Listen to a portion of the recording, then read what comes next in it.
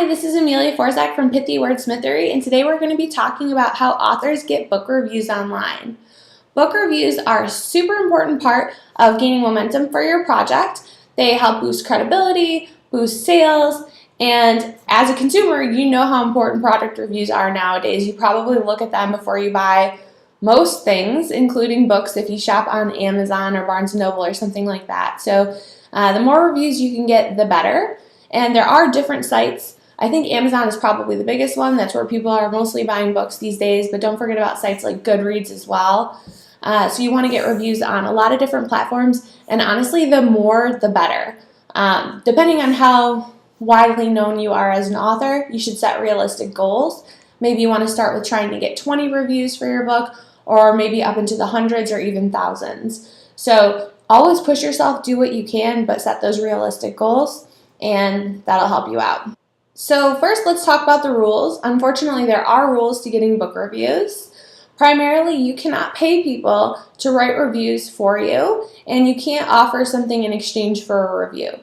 You also can't have close family members, business partners, or friends write reviews for you. These rules are all because we want the reviews to be unbiased. People want to be able to trust what they see on Amazon, so that's totally understandable. People do break those rules and get away with it, and sometimes they don't. I've seen authors get reviews pulled from Amazon because they can tell that they came from close family members, business partners, or whatever. So you want to follow your moral compass and follow the rules. I'm not here to tell you where to draw that line necessarily, but I'm here to share strategies that authors use for marketing their books and for getting book reviews, and it's up to you to choose how you want to do that. So there are two different options for getting people to write book reviews. You can either ask people as a group or ask people individually. Asking people as a group, that would be like sending out an email blast, posting to social media, posting to your website, writing a blog post, something like that. I've seen that work sometimes and also not work as well other times. When it doesn't work, I think it's because people don't feel responsible for actually taking action. I don't know if you guys have heard of the theory of the diffusement of responsibility, but it's kind of like you see someone on the street who needs help, the more people who see that person in need, the fewer people who are actually going to do something because they assume it's already being taken care of by someone else. When you ask a big group of people for a favor, I think the same type of thing can happen, so you might not get the results that you want. I would say try it. Definitely try it. It's a best practice. But if that's not working as well, you might want to switch to the individual. That's like kind of an easier ask. It does take more time to do it that way, to send out individual messages to people asking them for a favor, but usually I think authors get a lot better response. So if you think about it, when someone would post something online to a group of people, you don't feel like you really need to take action, but if someone were to ask you for a favor individually, maybe you got a LinkedIn message from them or a personal email that you can tell isn't part of email software, it's not an e-blast, you'd probably be a lot more likely to respond to that. So just keep that in mind, because I think that usually does work a lot better for people. So you really only have to write the message one time and then sort of tailor it to send it out to different people.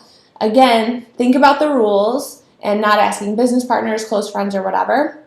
But you probably have a lot of connections on your email list or on LinkedIn where you could reach out to those people. They're not close contacts, but you have their email.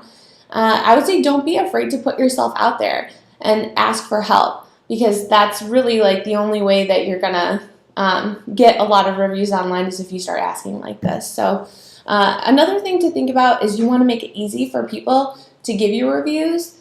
How do you make it easy for people? You give them the book. At least give them some sample chapters of the book. You might need to get permission from your publisher to do that, but by getting the book in their hands for free, they're going to be a lot more likely to write reviews for you later. Another thing you can think about is offering incentives.